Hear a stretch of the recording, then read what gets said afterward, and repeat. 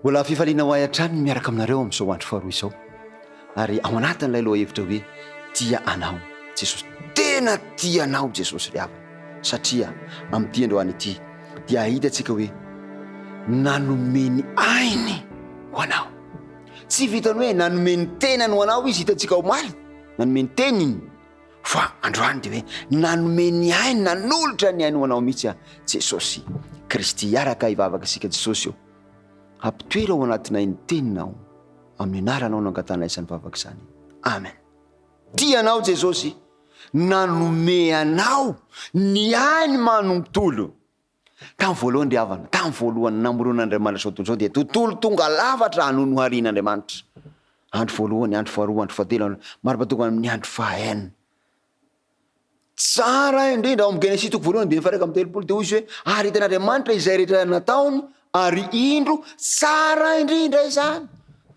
Nomen'Andriamanitra tontolo mahafinaritra zany isika tany ampiandohana, kanefa indrisy mantsy nisy an'ilay atao hoe devoly rehefa nisy ady tany an-danitra, noho ny avonavony ty atao hoe Losifera ty, noho ny sain-drasiny ty Losifera ty, dia nanohitra ny mpamorona azy izy, nanongam-panjakana mihitsy an'ilay mpamorona sy mpanao azy i Losifera. Dia voaroka avy any an-danitra, ary dia tonga teto tany, dia nanohy, namitaka, nandavo, zany hoe nampanota ny olombelona. Raha tantarainy Baiboly zany zavatra any ao amin'ny manomboka aty amin'ny Apokalipsy toko faharoa ambin'ny folo andiny fahafito ka raha amin'ny dimy fahasivy, ary nisy ady tany an-danitra Mikaela sy ny anjeliny niady tamin'ny drakona, ary ilay drakona mba amin'ny anjeliny kosa dia niady nefa tsy naharesy sady tsy nisy fitoerana ho azy ijony tany an-danitra. Nisy ady zany tany an-danitra, ny famaly Jesosy sy Losifera sy ny ekipany. Kanefa raha mamakitsika mitohiny dia zao, nazera tamin'ny tany amin'izay izy dia hoe ilay drakona amin'ny dimy fahasivy, namena Ranaela izay atao hoe devoly sy satana izay namitaka izao tontolo izao, dia nazera tamin'ny tany izy, ary ny anjeliny koa niaraka nazera taminy. Tsy nisy fitoerana ho an'ny fikomina any an-danitra, dia nazera tamin'ny tany i Losifera, dia nanohy ny asa famitahana sy nanohy ny asa fanoherana n'Andriamanitra tetỳ ambonin'ny tany. Izy dia nataony izy avavitaka ny Adama sy Eva, nataony izay nahavavitaka ny Eva, dia nanomeny ilay voankazo voarara, ary ny hafarany ny afina n'Andriamanitra, nanjaitra rafina avy Andriamanitra ihany nefa nanome ny vahaolana, namono biby tsy manatsiny, ary dia natafy an'izy mivady izany hoditry ny biby tsy manatsiny mba tsy hisehoan'ny henatrany. Kanefa tao anatin'izay dia voaroka, tsy hipetraka ao amin'ny say tena tsony izy ireo, ary dia nanomboka tamin'izay dia tonga ny atao hoe fijaliana, fahoriana, lasa hianja adian'ny zavatra maro tsy apoizina, fahoriana tsy eritreretina ny zanak'olombelona. Vokatra zany fanohizan'ny satana, fanohizan'ny devoly ny asany teto ambony tany izany. Kanefa araka ny voalazantsika omaly dia hozy izy ny Baiboly amin'ny Jaona toko fahatelo andiny faina amin'ny folo hoe fa toy izao no itiavan'Andriamanitra zao tontolo izao, nomeny ny zanan'ilay tokana mba tsy ho very izay rehetra mino azy, fa hanana fiainana mandrakizay. Zany hoe tamin'ny alalan'i Jesosy Kristy nanolotra ny ainy teo ambony hazo fijaliana no nahazahoantsika ny famonjena. Any amin'ilay koa toko faha 9:10 dia tantaraina zany hoe tonga ny zanak'olona hitady sy hamonjy antsika olombelona izay very, ary ny zaza hozy izy dia zaza no terako antsika, zazalahy no homenantsika. Voalaza any amin'ny Isaia toko 7:5, Isaia toko 7:5, fa zaza miteraka ho antsika, zazalahy no homenantsika, ary ny fanapahana dia eo antsorony, ary ny anarana atao hoe mahagaga. Mpanolotsaina, Andriamanitra mahery, rainy mandrakizay, andriany fiadanana. Dia lazaina am'izay aty am'jaona toko voalohany andiny voalohany ka hatramin'ny fahatelo ka hatramin'ny sy ny andininy faefatra mivody hoe tamin'ny voalohany ny teny ary ny teny tao amin'Andriamanitra ary ny teny dia Andriamanitra.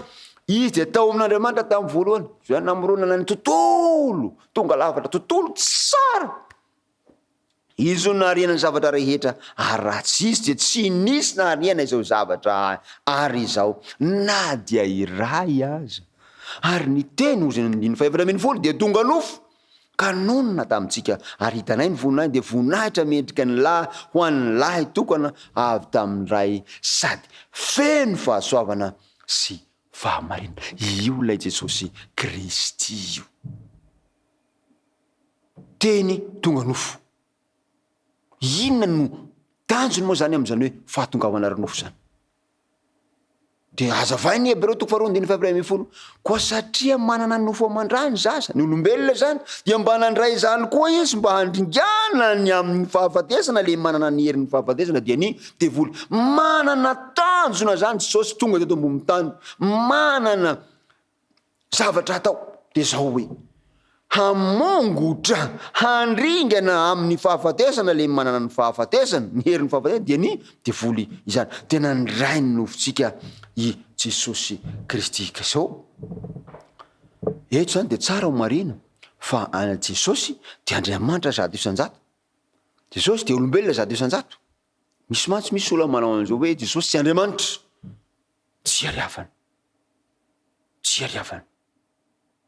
Raha mijerytsika ny any amin'ny Filipiana toko faharoa andiny fadimy ka hatramin'ny dimy fafito hoe Jesosy dia tsy ny fikirany zany ny fitoviana amin'Andriamanitra. Izy dia Andriamanitra fa naka ny endriky ny mpanompo nahatongavany manam-pitoviana amintsika olombelona izy handringanany.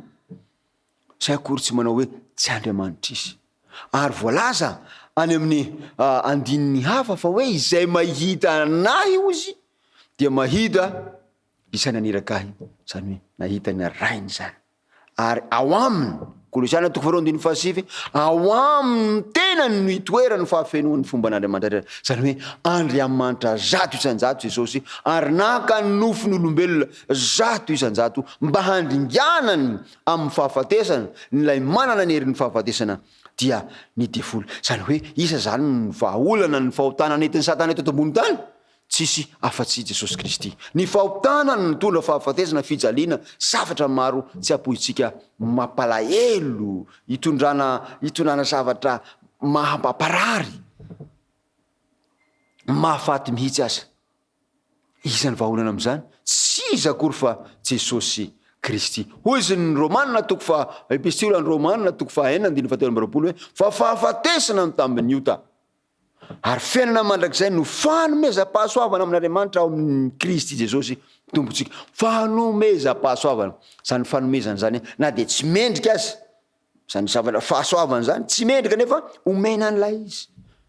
Izay fa fiainana mandrakizay zany no fanomezana na dia tsy mendrika an'izay aza isika dia omena Andriamanitra antsika zany fa izao amin'ny alalan'i Jesosy Kristy irery ihany. Dia miantso antsika izy any amin'ny Mateo toko raika amby volana dia valo amby roapolo hoe mankanesa ty amiko anareo zay miasa fatra sy mahaveza. Fa izao ny hanome fitsaranao anareo hoe Jesosy izy mihitsy zany le maty teo amin'ny toerantsika, teo ambonin'ny hazo fijaliana, nitondra ny fahotantsika, handringanany an'izany ao amin'ny fahafatesana, handringanany an'ilay manana herin'ny fahafatesana. Izy no miantso anao hoe mankanesa ty amiko.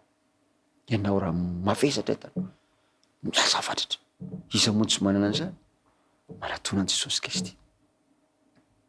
Dia mbola miteny izy ao amin'ny Jaona toko fahaenina andiny fadimy amby telopolo hoe izao ny mofonaina izay manantona ahy tsy mba honoana ary izay mino ahy tsy mba hangetaheta intsony. Dia mbola ampiny amin'ny Jaona toko fahaenina ambin'ny folo andiny fadimy amby roapolo hoe izao ny fananganana maty sy fifianana izay mino ahy na maty aza na dia maty aza dia ho velona indray. Izy ilay naharesin'ny fahafatesana no hanangana antsika indray amin'ny maty. Riavana hitantsika teo aloha amin'ny Jaona toko fahaenina ambin'ny folo andiny fahaenina fa Jesosy no lalana sy fahamarinana ary fiainana. Tsy misy makany amin'ny ray afa-tsy amin'ny alalany. Jesosy manao an'izay fanamarinana. Tsisy makany amin'ny ray afa-tsy amin'ny alalako. Ary amafisinao amin'ny asan'ny apôstôly toko 2:20, asan'ny apôstôly toko 2:20 de izy hoe ary tsy misy famonjena amin'ny hafa fa tsy misy anarana hafa mbany lanitra nomenan'ny olona zay azahoana famonjena. Tsy misy anarana hafa azahoantsika famonjena afa-tsy ny anaran'i Jesosy Kristy irery ihany, lay lalana fahamarinana ary fiainana. Tsisy makany amiray afa-tsy amin'ny alalany.